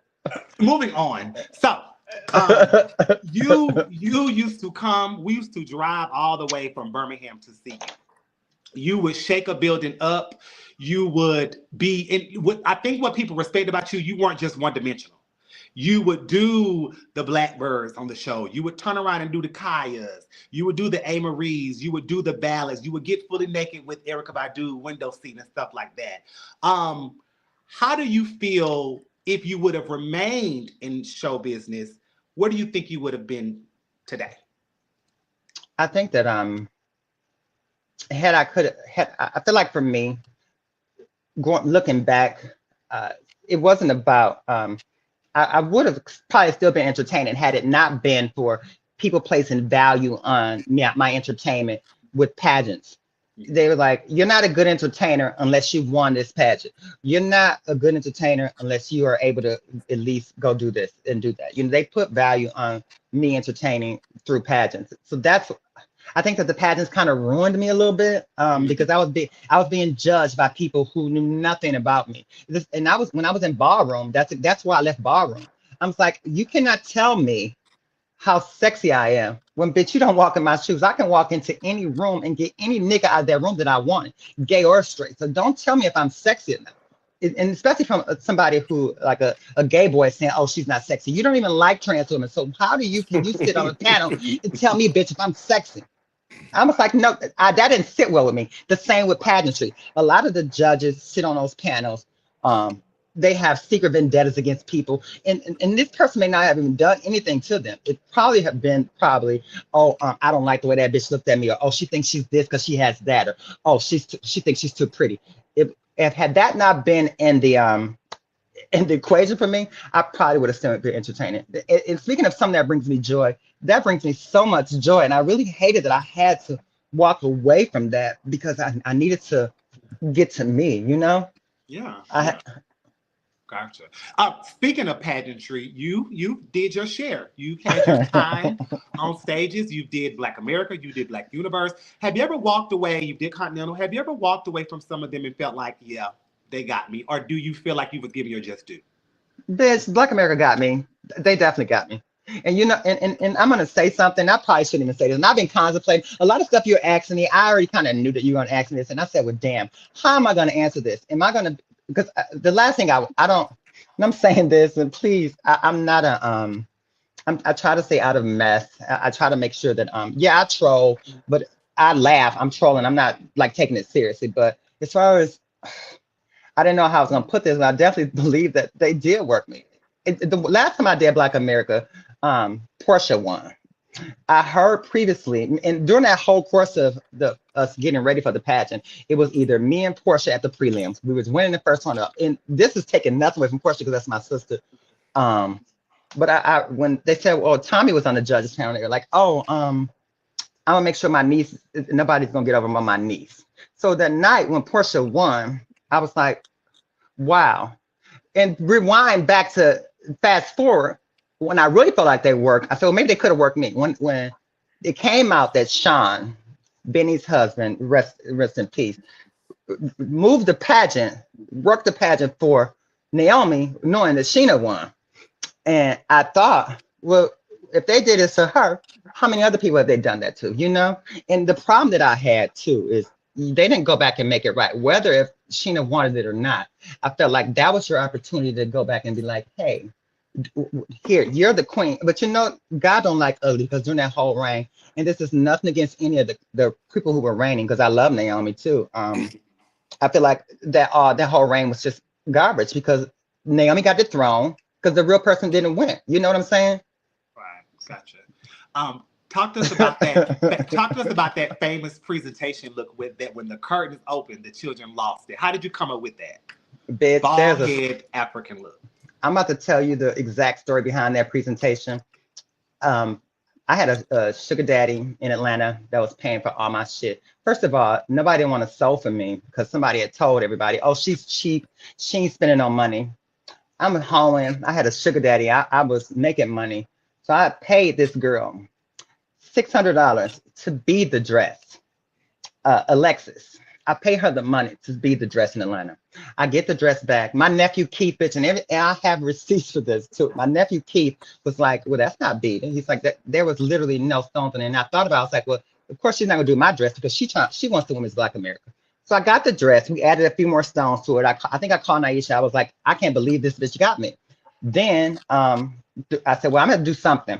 And they were like, well, just wear your bald head because I was already bald and blonde. So that's how the presentation came about because it was fucked up from jump. So I ultimately ended up, I had to improvise. Mm-hmm. Well, you definitely made a moment that So it's night. a deflection. So the hair was like a deflection from the dress not Because being complete. because And if it there was a worked. deflection, because the dress didn't have enough, and they kept on saying that's not glitter and shine. I was like, damn. And before I went on stage, somebody was like, bitch, you better say something about Africa. I was like, straight from the motherland. That's the first thing came out of my mouth. Yeah. Yeah. I mean, you won the category. So, I mean, I it is I what think it that they is. just, yeah, okay. When you walked when you walked away from pageantry, did you feel relieved or do you still miss it? You know what? I feel a little bit of both. I felt relieved because I didn't want to put I think after that whole fiasco with Continental Elite, girl, that was for me the final straw. That was the universe way of saying you don't need to do this. That wasn't for me. And at that moment, I just knew I just need to. If I want to continue to do this, I just need to entertain. I didn't like a lot of stuff had went wrong. And a lot of people had let me down. I spent a lot of money and it didn't show. It looked like I literally just walked and my promoter had a lot to do with that shit too. There was designer. It was a lot of shit. So when I walked away, I was like, I'm happy. I'll never do that shit again. And even I think about, hey, I have these ideas. I was like, I would love to. I still, even after all that shit, the only pageant that I've ever wanted to be was Miss Black America. That was it. And I think about that and I said, well, I would never go back and allow that to happen ever again. So when I hear you talk about like the traumas and the different things of people not wanting you on the showcase, are you saying that when you're preparing for a pageant that people are working you?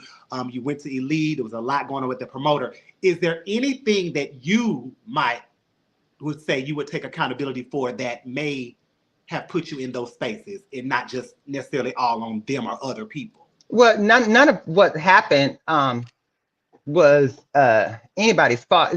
I think that what I'm definitely guilty of is entrusting the wrong people. I'm guilty of listening to people in my telling me do this when I know I should be doing this. That is that is what I am guilty of. I thought that I was doing everything right. In my mind, you know, they say, and I don't think me when I transitioned to be a woman. I didn't transition to do shows. I didn't transition to do pageantry. My mentality was that of a woman. Mm-hmm. So me going into this pageant, I'm thinking, what a woman wear, you know? So they're saying just it up. How the fuck what do you mean just it up? I don't know what that means. Mm-hmm. When I'm looking at a woman, I see a bitch of beautiful hair, beautiful makeup, beautiful body, you know? So Right. no. Okay. So you transitioned to be a woman. However, wait, hold on, because I feel like that was a dig at me saying that when I take accountability. Yes, I take accountability for the shit. My talent, I could have done something else.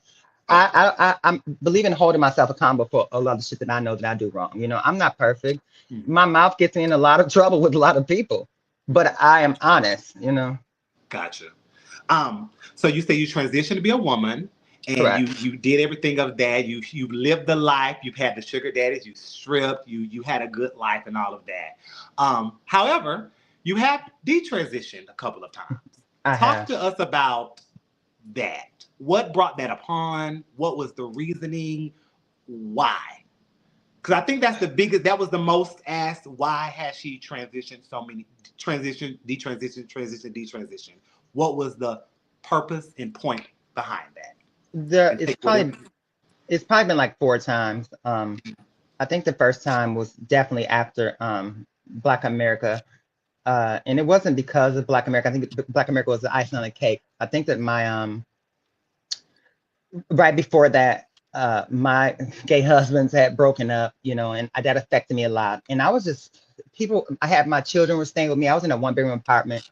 I had like 8 of my children staying there. Nobody was really working. I'm taking care of them.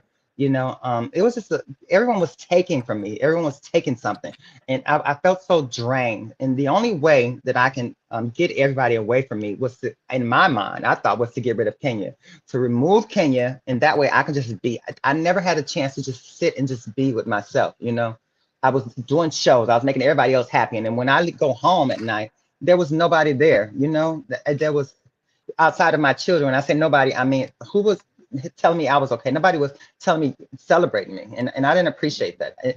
Off stage, it wasn't, and I don't even know if it was genuine if it was on stage, you know.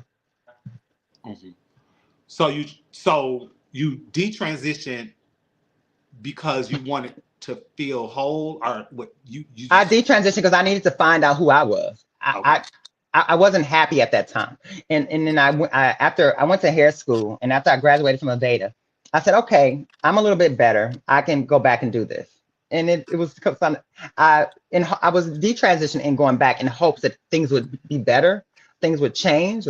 And it just wasn't. And then finally I just got to a point, I was like, fuck it, you know, I enjoy my life as a boy. Okay. I as that piece to me. I think this last time when I was in Houston, that was my first time. It was like my puberty stage, because that's the longest that I'd ever just been a man. And I fell in love with the person I saw in the mirror every single day. And that's how it's been ever since, you know. Okay. So do you find yourself in a place of happiness now? I do, you know, and the state I'm in right now is just about I'm trying to correct. I'm trying to go back and correct the things that I know I did wrong. As far as to myself. And I'm trying to apologize to and make sure that I be good to myself, you know, speak life into myself, because I know that, and I knew that a lot of people thought that, hey, I heard stories, oh, you're desensitized plus your father.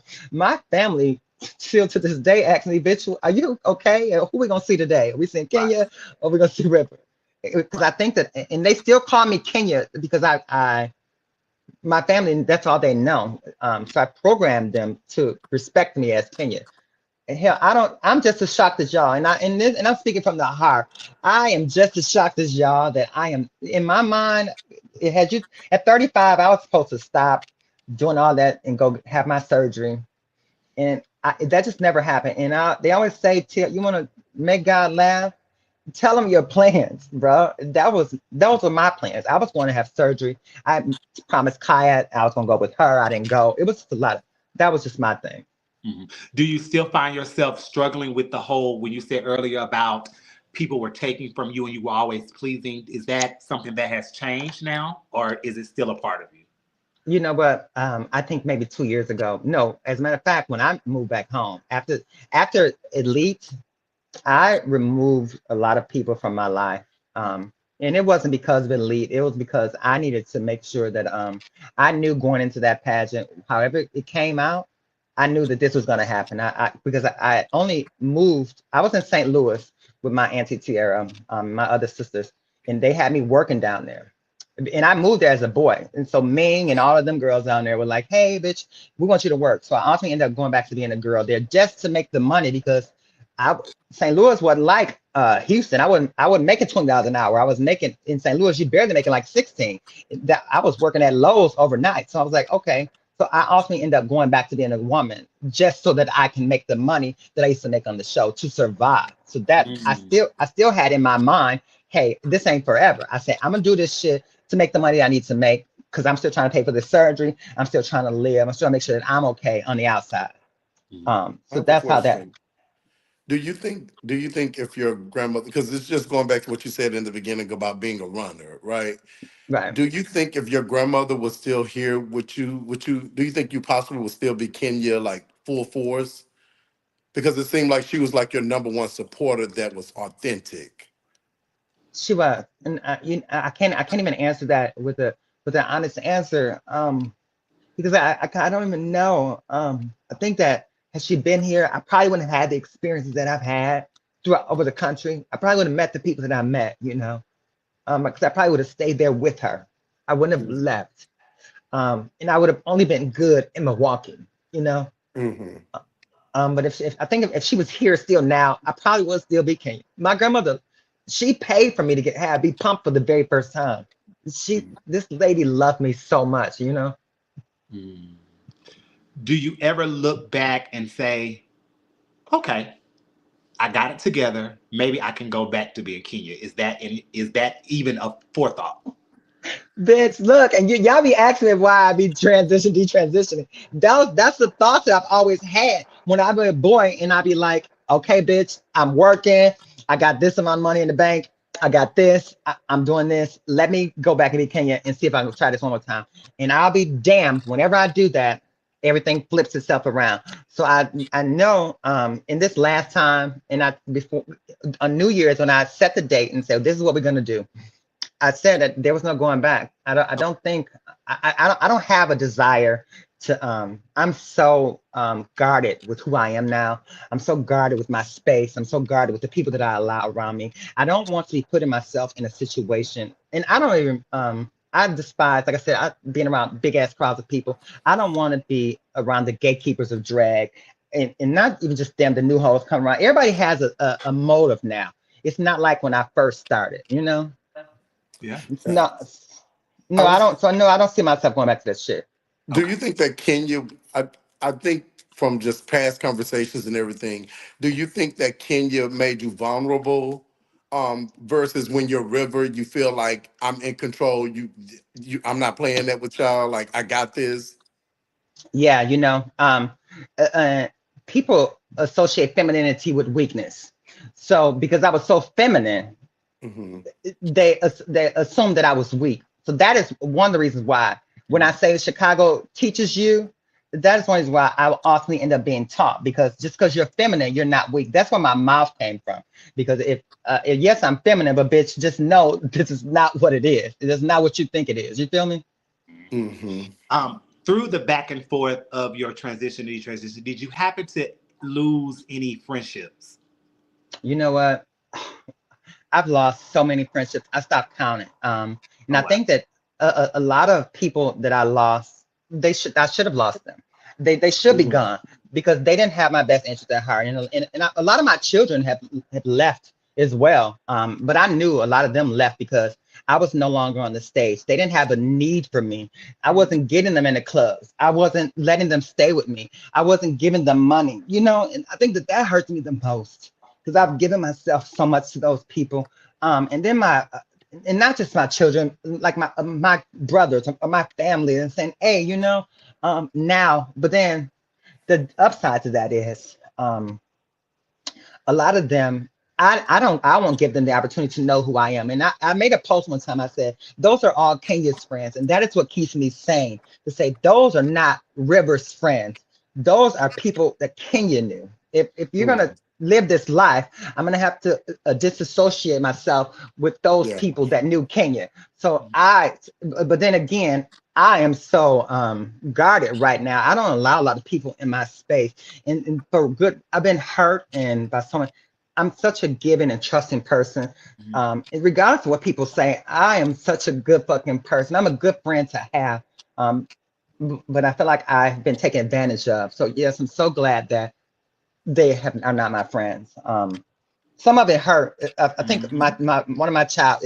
It took me a long, long time to get over the fact that because we shared so much that he didn't. He just we wouldn't mesh well. He wanted me. He says, I'm never gonna see you as a man. You're always gonna be king of me. And I was like, well, that's not fair to me. That's Right. not fair to who I am, because you are. I'm not even to be putting his business out like that, but I was like, you have a lot of fucking nerves to say that to me, bro. A lot of nerves.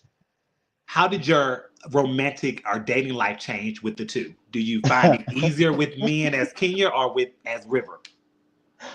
The bottom line is, if you want to be realistic, I never really had a problem either way. Okay. I Hey. got so I think that what has changed is the expectation of there was never an expectation when you are a trans woman for me, because I wasn't dating the type of dudes that everybody else was dating. There was a never expectation with those dudes because we knew what the fuck it was. With gay boys, it's always a different expectation. I don't like labels. I just go with what the fuck the flow. So now if you're in the community, if your dick's big, they want you to be a top. It's so if you're not a top, you're a bottom. It's a lot. Not saying that that's what I am. I'm saying the labels about I miss the intimacy of it. So um yeah, I become a little bit a whore as a boy, but Oh, not lately. My you horse stage is mentioned, yeah, you came a what? little bit of a whore, a whole lot of a whore. No, my horse stage was during, and I was the biggest whore that I was around this country was in Houston, Texas. I was a hoe in Houston, Texas. I am going on record to say, bitch, I wore Houston low. You hear me? Wow. Um, what would you say to someone that may be watching this or will come back and watch this that's facing or is dealing with, I kind of prematurely did this. I need to go back to who I am. What would you tell them? What advice I would you would give t- them? I would tell them, take a look around you. Um, First of all, take a look at yourself, and then love the person that you see first, and then you can go back. We all make mistakes. We all say, hey, this is something we didn't do, and a lot of people make mistakes. I think that most people don't want to follow through with what they, because of public opinion, especially if you're in the limelight. If you don't want to entertain or somebody who is not, it's a lot easier. But public opinion is a motherfucker. You have to just not fuck them people. I tell Eugene this all the time. Fuck them people.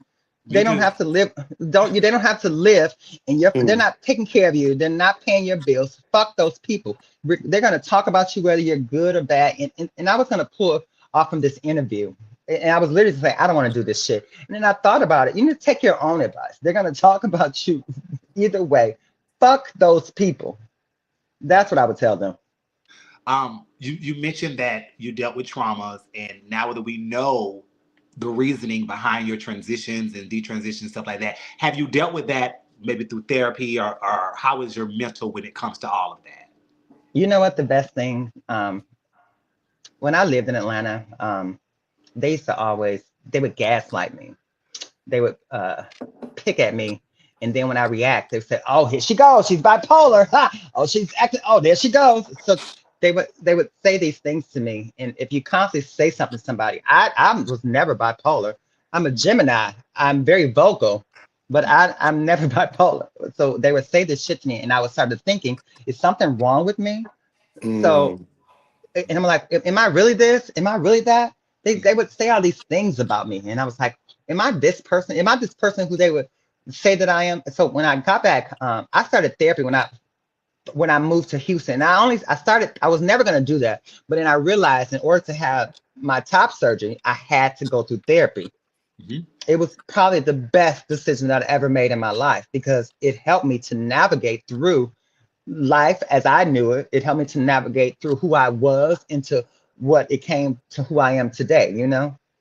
Um, it literally it helps so much. And I've never really had any mental health struggles. I think my problem is I've been hurt so much and I didn't have a way of expressing my hurt. I love so hard. So if somebody is I feel like if I feel like they have hurt me, and rather than putting my hands on them, I didn't know how to deal with that. So that was just like, wow.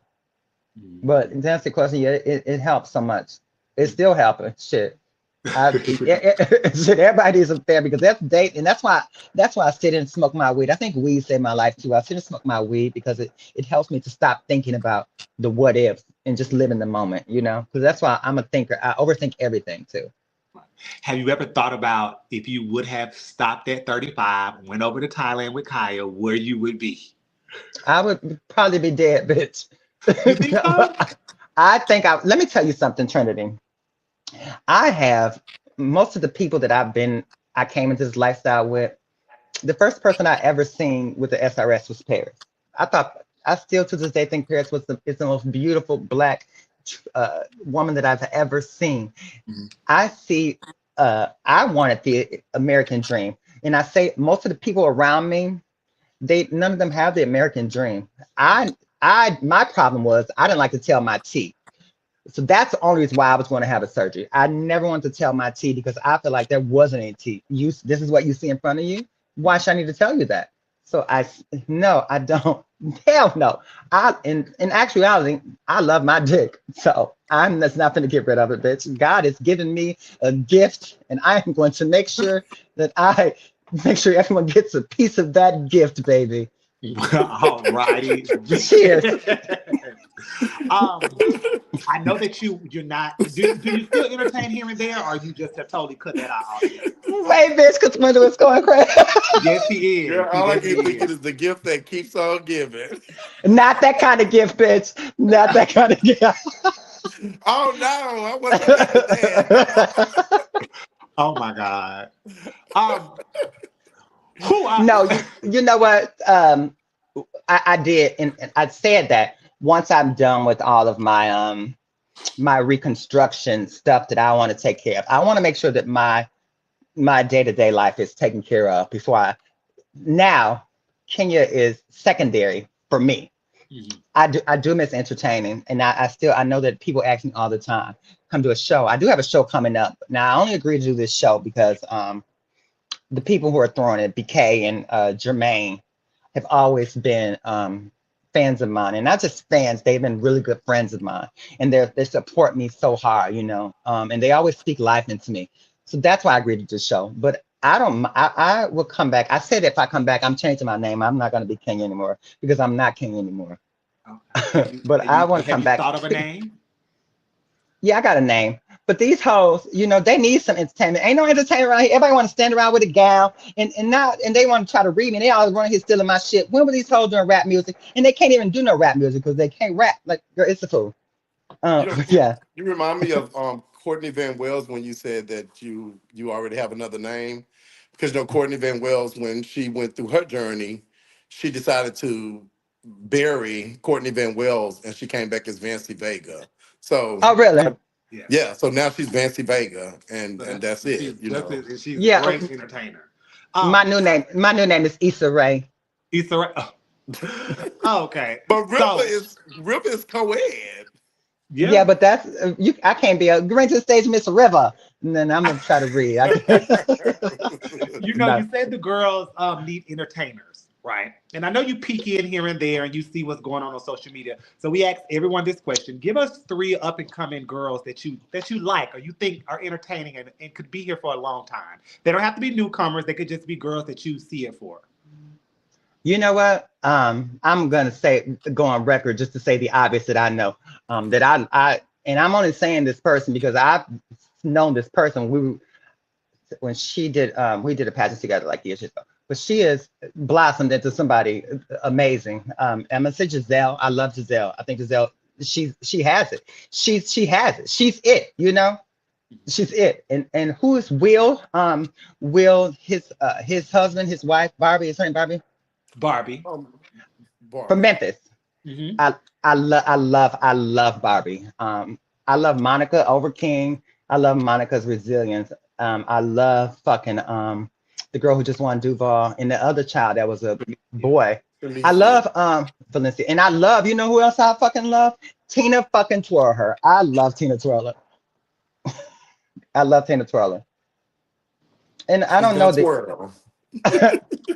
and to be fair, and not to throw shade on nobody else. I don't know them enough to be I don't know them personally, so I can't speak on how to their entertainment. I just see Barbie because I know Barbie. I would be watching her. I love. Well, not I don't know her like that, but I watch her enough because I know Will, so I know Barbie. Okay. But that's definitely one of my favorites. I know you said that one of your regrets is the not tapping into professional dancing and ballet and all of that. Is there anything through your journey that you would change or you would redo again if you could? You know what? I can sit here and say, yeah, but I wouldn't change a motherfucking thing. I have lived an amazing, you know what? I would change the amount of times after you transition because I was supposed to have my surgery back the first time when I lived in Texas for COVID. That would change that. But other than that, I've had the most amazing, I would not want to redo any of this, even the bad stuff, because it shaped me to who I am today. I had the most amazing fucking life. If I was to go tomorrow, I had the most amazing life. You feel me? I lived life that some girls have dreamed of, and half the shit I didn't even half the stuff I'm not even telling you. I'm not even telling y'all half of the stuff, but there's so much more to me versus what you all see on social media. Mm-hmm. We know you had to sign a couple of NDAs, right? I definitely had to sign a few of those. I definitely, and that's why I get so mad at girls who be telling shit. When I was in LA, bitch, I was with a celebrity and his wife. He was the cheapest motherfucker in the world, but he would make sure that I was taken care of. But we didn't. I never told anybody. I think Amelia knew who it was. Amelia and Kaya knew because me and Kaya especially, we were dating some of the same dudes or in the same circle. So Kaya already knew. I would never ever tell anybody about that. You know. How do you feel about girls that do that? What is that? You're seeking attention. And for one, I think that everybody wants to go viral off of, hey, I slept with this person. I feel like when you're telling, the first thing they're gonna say is, this man is telling that he's sleeping with another man. They're gonna misgender you. They're gonna treat you exactly how you act. No woman, and that's why a lot of people transition, not to be women. They transition because it looks good on the outside. You know, no woman is gonna go and discuss who she slept with regardless if it's for a check or not. Any real woman out there that's getting a check is getting a bad bitch who is cashing, a nigga's cashing out. You're not gonna tell nobody because you don't want nobody else. And a lot of them fuck up their own situations because if you don't understand, if you keep the shit under wraps, you can tell it years later. Just get the proof. Bitches you don't think about that kind of stuff. Have you ever thought about a book? This is why I'm telling you, I'm giving you half the stuff because the other stuff. Right. Everything is working in the divine order, you know. Right. So we got a preview to the book. The You're river definitely flows, premature. okay? The river Yeah, flows. definitely, definitely that. You know, If you could sum your life up with no explanation in one word, what would it be? bitch. No, in one word, everlasting. No, I can't. Everlasting. No. Um, melancholy. Mm, I love that. I love that word. Okay. mm. Who's your hero? Right now, Yes. who is my hero? And myself.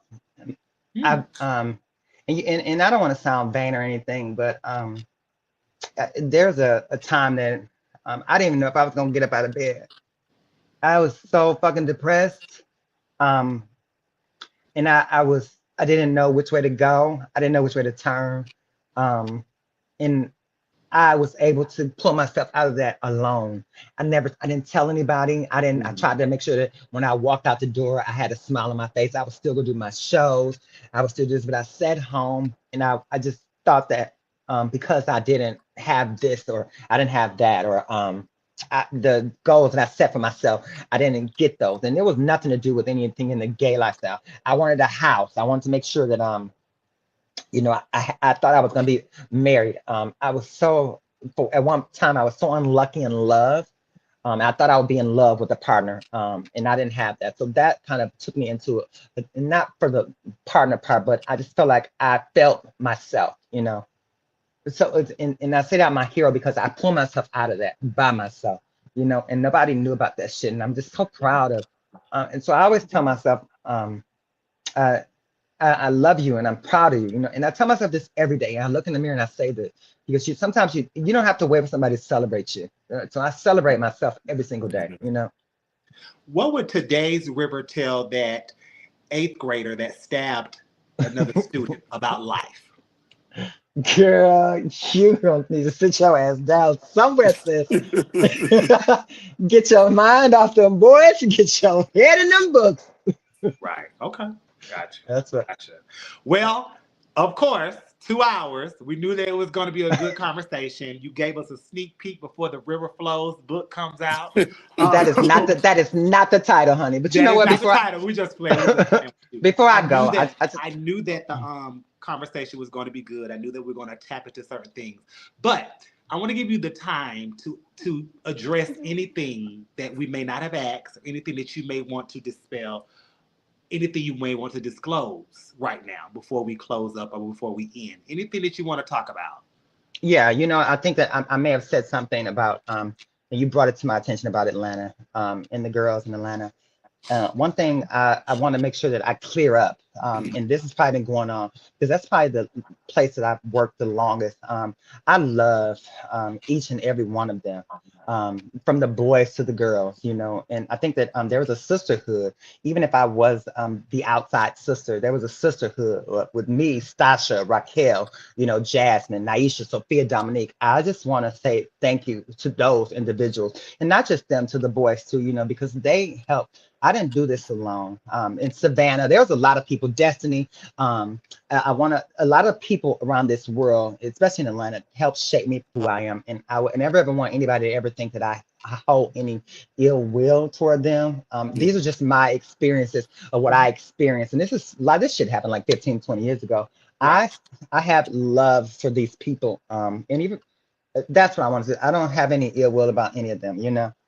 I Okay. thank them for the lessons that they gave me. I really do. Gotcha. Um, so you all don't forget to stay tuned for the recap when we do dismiss River. But King is going to ask you the last question, and we'll go from there. Kenya who? So, River, it's been King, great. King. It's been great speaking with you. I mean, Yeah, you're electrifying on stage, but I think that we all had a chance to see that River is just as electrifying I off appreciate you. stage. And I think that's important. So we always ask our legends, icons to leave us and our viewers with a nugget, something that we can take along our journey. It doesn't have to be pageant or show related, just anything that you live by that could help someone else. Other than Um, fuck those people. because you know that's what I was about to say. I was just about to say that. You know what? I'm gonna my father asked me something one day and he says, how's your heart?